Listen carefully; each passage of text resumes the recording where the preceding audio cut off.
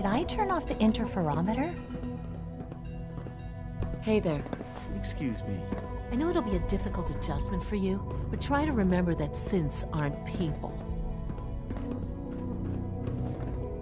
Report anything suspicious to the SRB. Hey, Doc. So you were there the day the bombs fell. Here you are. That must Justin have been Ayer, terrifying. Acting Director of the Synth Retention Bureau. I'll be upfront with you. We're going to be keeping a close eye on you for the near future. Despite your relation to Father, you're a bit of an unknown quantity. I'm sure you understand. There won't be any issues, will there? No problems here. Good to hear. Now, Father has asked that I provide you with a brief overview of the Synth Retention Bureau. Our primary responsibility is the recovery of escaped synths that are hiding among the human population on the surface.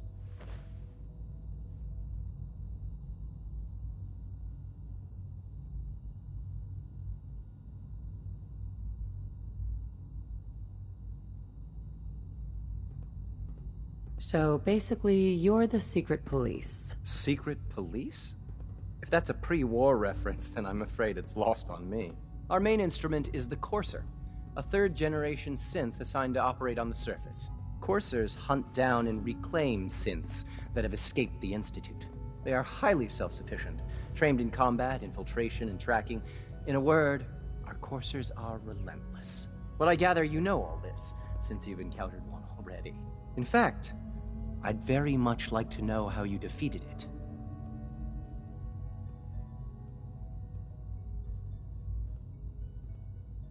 I'm no stranger to combat. Even so, a Courser should be more than a match for any single combatant. I suppose I'll have to ask robotics to perform detailed diagnostics on the entire production run. As if we don't have enough problems.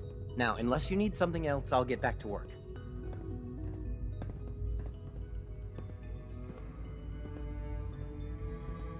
I'd like to know more about the synth reclamation process. Fine. Once a Courser has located a rogue synth, it uses that synth's recall code to wipe its memories and render it inert. We then begin the delicate process of restoring the neural pathways to their original configuration. In those cases where the procedure is successful, the synth returns to duty with no memory of its time on the surface. All too often, we're unable to repair the damage and are forced to dispose of the unit entirely.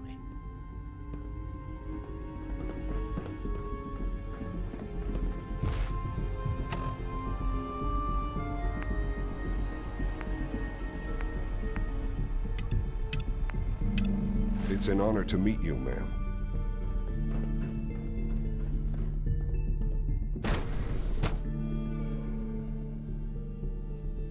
Scanning.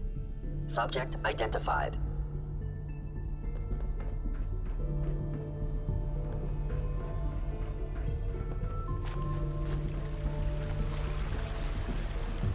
The Courser's giving me the creeps, you know? They seem, I don't know, cold. I wish you could have known Father as we have.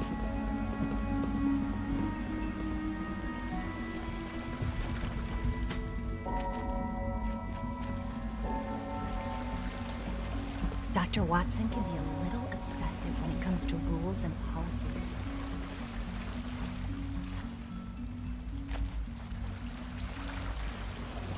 Theoretical limits are made to be broken.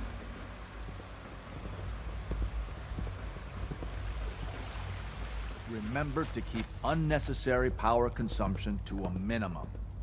Don't recharge unless your primary levels are below 2%. Also, if you haven't patched your navigation software, do so after this meeting. The last thing we need is more synths bumping into walls. All right, that's all for now. You can resume your duties.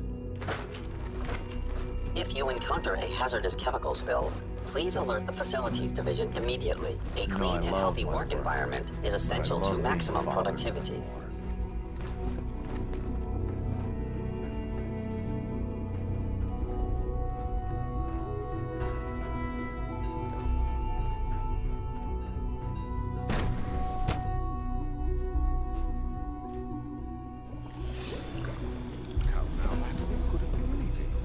It's probably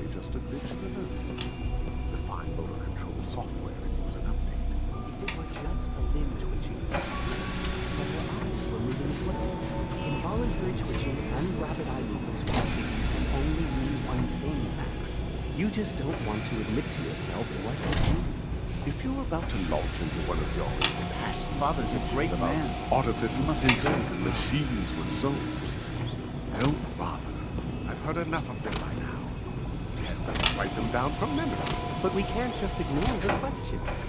If a synth can dream, why can't it have a soul?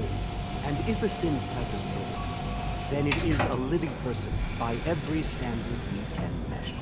Of course it is far more comfortable to think of them as machines, so we can do what we want with them. If you disapprove of the work we do here now today, you know where to find a telephone. Just a moment, I never said that. I'm simply trying to open everyone's eyes to new possibilities. Well, it's an unwanted distraction. We're men of science, not philosophers. You do well to remember that. I don't know if you've noticed, but I've increased synth responsiveness by Hi, Doc. 0.04%. In a momentous time, our third generation synths are a true breakthrough. A culmination of centuries of research. It's no exaggeration to say that they're superior in almost every way to human beings.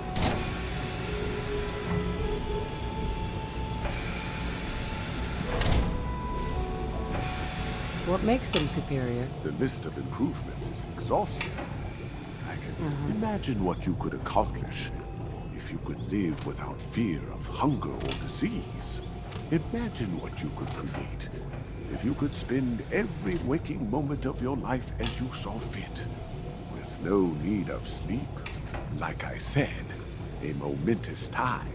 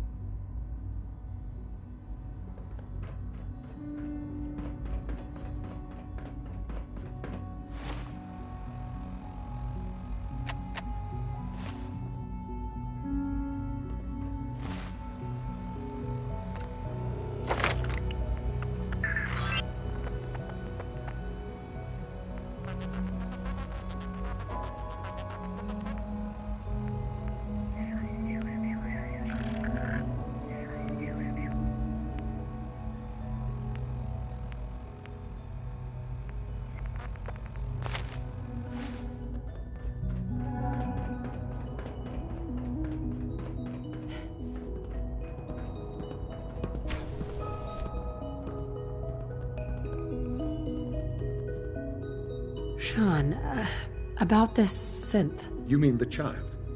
It's a fascinating project, really. There are issues to be solved, of course, but we've made remarkable progress.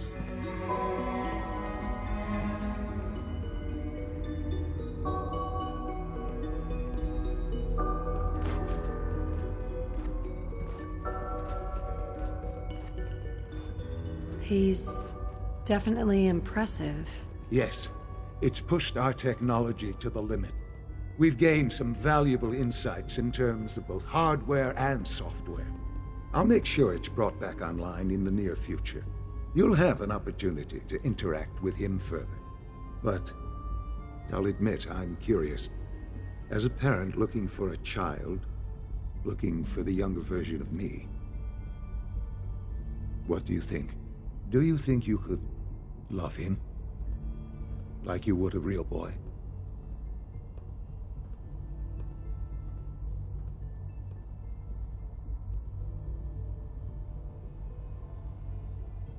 Seriously, you really believe a human could love a synth? That's a difficult question. I suppose it depends on how closely we've managed to mimic human behavior and emotions. Yours is a unique position.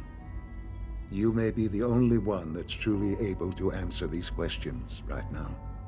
I wouldn't claim to know everything you're feeling, but if in some small way the boy's presence can help, I hope you'll keep an open mind.